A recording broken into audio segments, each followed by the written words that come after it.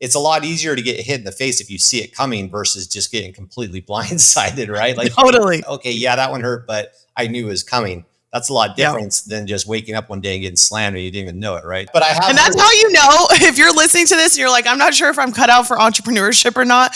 That's literally how you know. If you can take a butt kicking frequently and get back up and keep going, then you are. If not, you should probably not dive into it. 100%. What if you could build a business in the modern world as big or as small as you want without having to compromise the things that were the most important to you in the very beginning? This is the Wealthy Consultant Talks podcast with Taylor Welch and Mike Walker, as they share with you today their learning lessons from stories in their experiences over the past 10 to 15 years and share with you right here, right now. Let's get into it. Oh boy, here we go. Welcome, my friends. Mike Walker here, another episode of the Wealthy Consultant Podcast. I have a very special guest with me today. I'm very excited to introduce Miss Stephanie Wigner. Hello, how are you? Thank you for joining me. Yes, thank you so much. I'm excited to be here. Heck yeah. And even on your vacation, I know you're up there living life in the Hamptons. So it's a thank you for breaking away some time from the beach and the Mai Tais or whatever else you're drinking for the cocktails. I don't know what you're doing up there, but I'm sure. Anything for the TWC crew. Dude, that's just straight love right there. I love it. Well, hey, look, as by way of introduction, my friends, I want to get you a quick little glimpse into who Stephanie is. She is a phenomenal member here within Chamber, our highest level of consultancy at the Wealthy Consultant. But not only that, she's a constant provider of insights. She's a supporter of the community. She's been around. Well, we'll get into how long she's been around the crew and Taylor and all that before me even. You predate me being around, so you've even seen me come through. But excited to have you here. She has her own podcast, which we'll get you the information for, called The Wealthy Practitioner. And she is a specialist for all things wealth, manifesting. What else do you talk about? I'm looking at your stuff. You talk about business, motherhood, marriage, money, mindset, all the big M's, it looks like. All the big M's. Yeah, we go deep into all of it. So my thing is I really want people to see that they don't have to sacrifice building a beautiful family just in the name of having a really successful business. And I think especially for women, we often think we have to choose one or the other. And so I kind of wanted to be a voice that showed you a different way of doing that. Heck yes. In fact, we're actually teaching on that next week. We have a fly-in. Every month we do fly-ins for the chamber members. And this one specific topic is how to build an amazing business while being an awesome parent. And the reason why is because exactly what you just said, Stephanie, like this is an ongoing trend that we see in the entrepreneurial journey, right? Is like, how do I do this whole thing where I want to be an amazing parent? I want to be there and I don't want to miss. I'm not willing to miss those precious moments with the family and the kids and all the things. But also, we'd be lying if it said it didn't take some serious effort and grind time to get a business off the ground, right? So I would love to jam with you on that, like your journey. What did that look like? How did you get started? Let's kind of give them a glimpse into what your path as a wealthy practitioner looks like. Yeah. So my original career, and I still practice today, was a chiropractor. And so I was an entrepreneur right off the bat, was practicing for like a year, opened my first brick and mortar, scaled that to 4 clinics with my husband, who's also a chiropractor. And a few years ago, I really started realizing that we were not the norm within our profession. We had kind of figured out this blueprint for success that others hadn't. And so I was like, I really want to help more chiropractors. I think more people under regular chiropractic care, the world would be a much better, healthier, spiritually aligned place. And so it's like, how can I help chiropractors really start to build their businesses? And that's how the Wealthy Practitioner was born, because it's not just chiropractors. So it's pretty much, if you have a health and wellness brick and mortar, my processes and frameworks would help you. But it was really taking that aspect and the values that I hold true to myself and being like, okay, I didn't really sacrifice in my brick and mortars in order to get them to 7 figures and beyond. So how can I teach others how to still be the parent that they want to be and have this really successful practice, make a lot of money, but also make a huge impact in their communities? And I started down this path. And yes, I have been a part of of Taylor's World for a long time. I joined when the program was something else. And it's like, I didn't really care what it was, or, I just was like, okay, I need to be closer to Taylor. He knows his shit. Yeah. And it just so happened by the time you guys were transitioning into the Wealthy Consultant, I was like, oh my God, I've been trying to figure out what I'm going to do as far as coaching. And like, I don't have frameworks. I don't have offers. I just help people through like DMs and over the phone. I'm just a genius, but I don't know. Yeah. That's what we do, right? We help people, we help geniuses, monetize their intellectual property. And that's exactly what you've done so well. Yeah. And so I was like, okay, I was the coach consultant because again, my first trade is a doctor. And so I'm really good at getting to the root cause of things, but tech, all of that, we were chatting before we started recording. And I just remember when I first dived into consulting, it was so overwhelming. Like I didn't even know what a VSL was. Mm-hmm. And it just got tossed around. And I'm like spending most of the time in chamber, like Googling what stuff meant. I don't know what a funnel even is, and I think for a long time, it was easy for me to just be like, okay, well, I'm going to have slower growth because I don't know what all these other things are. I'm not a marketer by trade. I'm a really smart business person, but I'm not used to all of these new things that I'm going to have to do in order to have an online business. And I quickly realized, and just like I had in Brick and Mortar, like you can outsource and delegate. And so it's like, I don't have to be the one that knows how to do ads. I don't have to be the one that knows how to create a funnel. As long like my product works, I have to figure out and delegate the rest of the stuff and really focus on where my zone of genius is. I love that. It's one of those who, not how scenarios, right? Yes. That was a light bulb moment for me. I was like, oh, wait, like you just said, I don't actually have to know how to do it. I just need to know somebody that does, right? And that's when things really start to let go. That's amazing. So, well, I know for the sake of our listeners, the challenge of balancing the family, the mindset, and the life that they want to live outside of their business is obviously a shared struggle across every vertical, every industry and whatnot. Can you give us, say, 2 to 3 insights or common things that you find help your clients kind of find the bridge between those two worlds and how they can connect the dots on that? Definitely. So I find too with my clients, when they're feeling burnt out, it's because we're not being intentional enough and we're not dialed into our vision. And so often it's like, do we need to redefine what our vision looks like? Maybe it's changed over a couple of years. And when we're connected to that vision, you can do a lot of things really well. And so personally, I don't really feel burnt out most of the time. I make sure I have my breaks and like my blocks scheduled in advance for the year. But also I do work on a lot of things, running Brick and Mortars, the consulting, being a mom and that sort of thing. And so I've delegated a lot inside of all aspects, even at our home. Sometimes, I think this can get interpreted the wrong way, but like I don't do anything at my house that I don't want to because I don't have time for it. I'd rather be working or being a mom. I don't want to be the one doing the grocery order or cleaning the house, So it's like, hey, I can buy back my time, essentially outsourcing all of that so that when I have time, I'm spending it exactly how I want to be. Mm-hmm. And also I think that we're usually doing a lot of things that we think are going to get us to where we want to be, but they're just keeping us busy and not really moving the needle or helping us actually excel and accelerate to where we want to be. Love that. And so it's just having mentors that are like, hey, these are the actual needles that are going to move your business forward, and listening to that and then taking massive action and implementing as quickly as possible. Yeah. And I find that I know I've dealt with this and I've met plenty of our clients who have as well, where there really is that level, right? Where what used to work no longer works. And they're like, I literally can't work any more hours or any harder.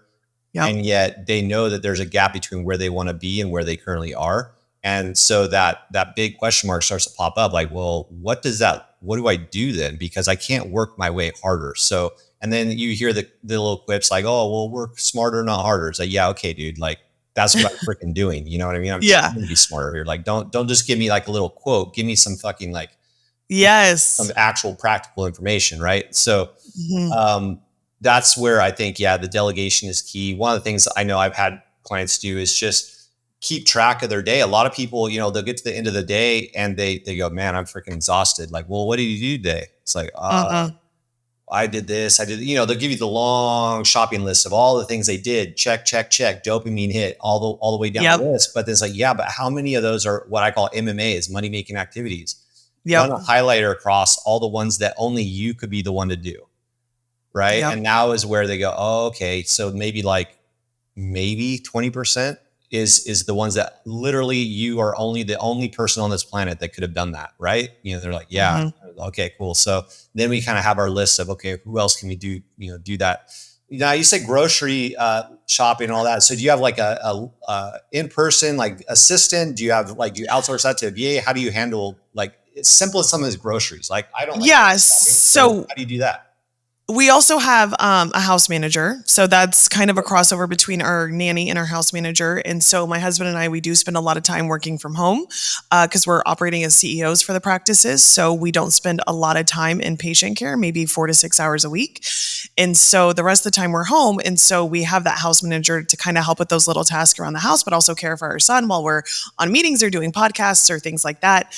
And it really has helped a lot because even as we were getting ready to come to this trip, I'm like, okay, I've laid out our outfits. She's like, great, I got it all packed. I got everything that we need. It's just like simplifying the brain, like the input that I have to be involved in like the little things so I can save my energy and resources for really heavy hitting decisions. I don't want to get decision fatigue over making. And I think for parents, we have to make so many decisions on a daily basis of like, oh, is everything good for their school? Is everything good for their vacation? What about camp? Like all these little things for them that it's really easy to feel tired after making so many small decisions. But then I feel like we don't have enough in the tank to make those really big decisions that are actually going to impact our business the most. 100%. I love that. Yeah. Saving the fuel for those big decisions, right? Yeah, that's a big one. That's a really good one. I love that.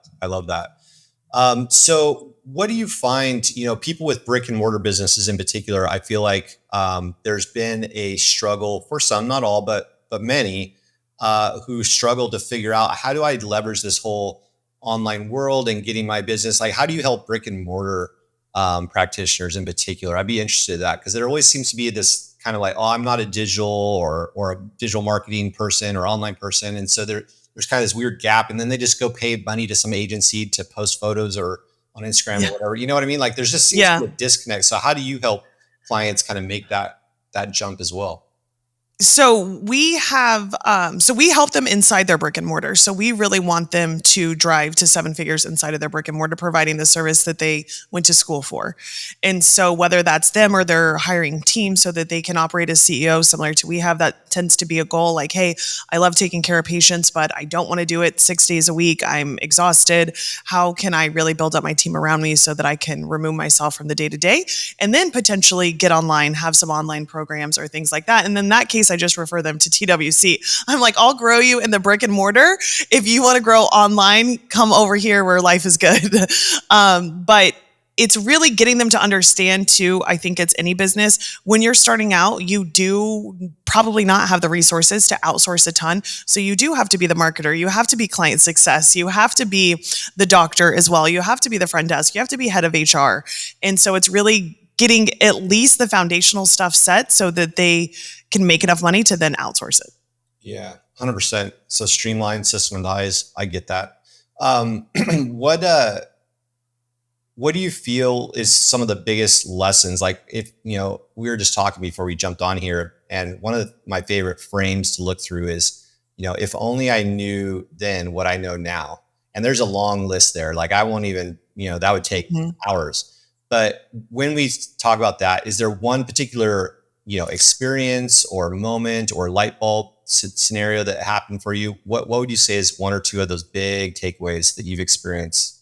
It seems so simple, but I remember when I was starting to dive into the consulting world, I had several people say like, you should just coach chiropractors. And I was so resistant to it. I was like, no, I'm going to coach all small businesses and I'm going to help so many different people in different industries. And it was that thinking and that concept of like not niching all the way down that kept me kind of stuck and stagnant for a while. And I would release offers and I would get some bites and it would be like, okay, there's good enough interest, but it wasn't like the floodgates opened, until I niched down more specifically. And for whatever reason, I was resistant to it. But it's like, once I just accepted that that's what I was really good at and that's what people were going to pay me a lot of money to teach them, then the floodgates just opened. It's like I stepped into alignment and it was easier to get clients because I was really talking about the area that I had the most expertise in. And I think for some consultants, I've seen struggle where they're like, okay, I'm going to help this person and this person and this person. And you guys preach it all the time. And Chamber is like, no, you have to niche down and solve really big problems for them. And, I've chatted about this with Taylor too. Niche down first, get your business to 1 to 3 million, and then you can start to explore other avenues. And I just think that I heard it early on, but I didn't necessarily take action on it as soon as I should have.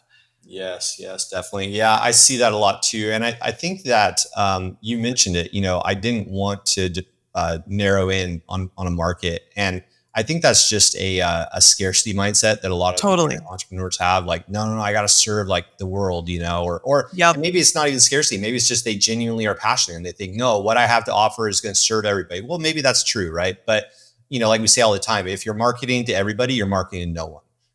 Like you have to be able to make the message specific and find that message market match that we always talk about. For us, I feel like that's where, same thing. There's so many frameworks and principles that we have here within the Wealthy Consultant that would serve basically every business owner. But we tend to narrow in on those that are making that conversion, between just being totally, brick and mortar only and then making them online or just simply not able to scale. They're trying to make that leap between solopreneur into actually owning an enterprise, a true business instead of a solo offer or whatnot. That's what I think so valuable too about the chamber is I've been in there long enough and I've seen, okay, I came in not even really knowing how to build a consulting business, grew it to 7 figures really quickly. And I already find myself being met with new bottlenecks. And so it's like, I know Chamber's going to solve that next problem for me too. So not only did they help me develop the foundations in order to grow really quickly, but now it's like, okay, you want to take this even way beyond what you thought. Here's how you do that as well, which I think it's really hard to find a group or a program out there that can do both. Totally. Yeah. I spoke on that a little while ago about how there's kind of this misconception, right? With entrepreneurs like, man, I'm struggling through, but man, once I hit this benchmark, whether it be a revenue mark or once I have this particular, number of people on my team or whatever it is, there's this kind of like fairy tale land that exists out there. Once I'm there, then it's all going to be good. And then I'll be happy. It's like, no. You have to be happy first. Then that place comes. But also just like what you said, once you solve problems, you're actually inviting a whole host of new, bigger, more challenging problems. Like it only gets harder from here. That's why I tell clients all the same, like if you're struggling now, if you're depressed, if you're thinking about quitting now, guess what? As soon as we solve that, you are have graduated yourself into a whole new arena of problems. And they're like, but I think that's important, right? It doesn't have to be scary, but I think, you have to be prepared. And I think the ability to withstand that type of pressure and that growing pressure over time comes from the acceptance that is what we do.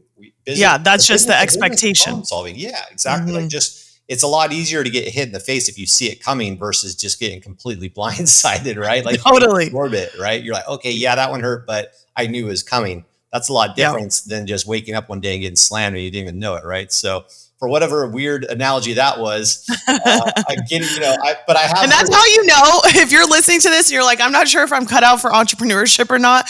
That's literally how you know. If you can take a butt kicking frequently and get back up and keep going, then you are. If not, you should probably not dive into it. 100%. I know there's a quote out there somewhere. I wouldn't be able to know who to associate to, but they're like, business like getting punched in the face over and over again and then just keep going. You know what I mean? Like, that's what it is, and you can get better at it. There's, so let's go there really quick. There's a bunch of, elements in the market right now that would suggest it's getting harder.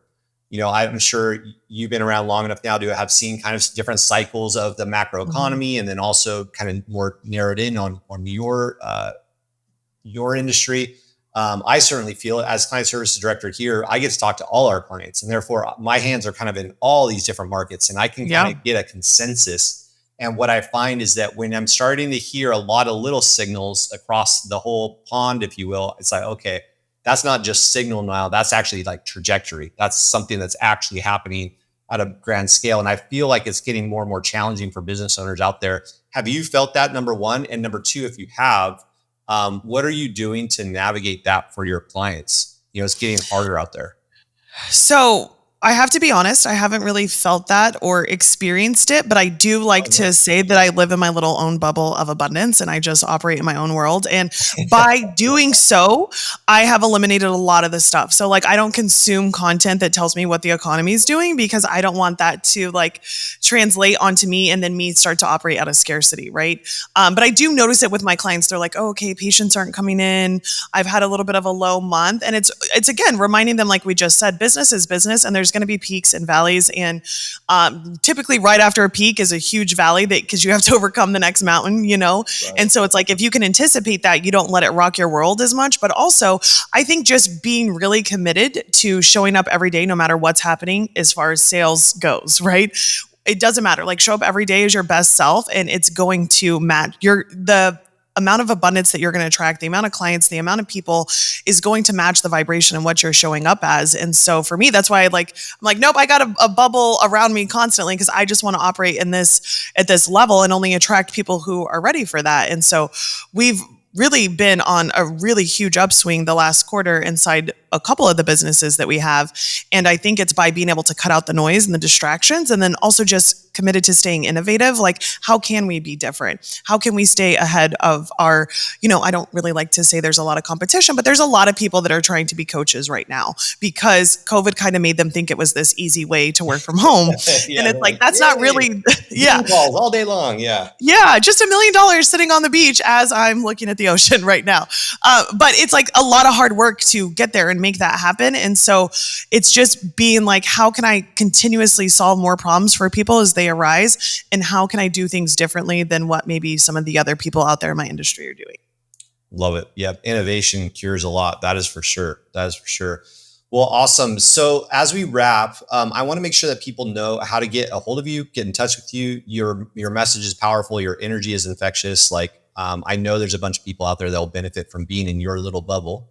And that bubble is growing, by the way. I'm watching your business and you and I have had the pleasure of working together. It's been my pleasure, at least. Yeah, definitely. Over a year now. And I've seen the progression, like, on the, I come in, but for those that are listening, I tend to work with our clients on the systems, the implementation, a lot of this kind of the strategy and the tactical side of the business. Taylor will work a lot with our clients on more of the macro, the mindset, the offer creation, things like that. So that's where Taylor and I divide and conquer here. But in the instance of you and I working together, like, I've seen a massive progression from just kind of being, diffused across a lot of different strategies and theories and just kind of winging it to now you and I just had a call. Our early business review was just a little bit ago. And it was really impressive to see the level of clarity that you now have, the frameworks that you've built within the Codex, our master framework that we have all clients build within here. It's just really, really cool to see your progression. So number one, thank you for just being a good student because you're awesome. But I know that's the key, right? Is like, I have all of this information at my fingertips. And I think that's what separates those that are massively successful from those who are not. Like, it's not knowledge, it's not information, it's actually implementation. And so even when we got off our call, I was like, wow, like, I was kind of impressed with myself. I'm like, it's cool that I've implemented so many different things over the last 6 to 12 months that have really made a massive impact. Yeah. But it didn't come from consuming content. It came from implementing what you guys were telling me. That's right. You actually did the work, right? Yeah. We don't want to confuse knowledge for power. Knowledge is only power. So amazing. So, well, let's get our crew here, our listeners, some insights. So where do we go to learn more about Stephanie Wigner? Yeah, I hang out the most on Instagram. So you can follow me at Dr. Steph Wigner or The Wealthy Practitioner. And my podcast releases every Tuesday. We talk about mindset, motherhood, building empires and businesses while still enjoying life. Amazing. Well, I know you're living and enjoying life up there in the Hamptons right now. So make sure you get a nice photo of the ocean for us. And, I will. Yeah. So thank you for joining me. Thank you for breaking away from the family vacation. I appreciate you. Yes, thank you so much. We'll put your contact info and website and stuff below the video or anywhere around here that people are listening. They'll be able to click on that and get over into your little abundance of bubbles. Great. Thank you so much.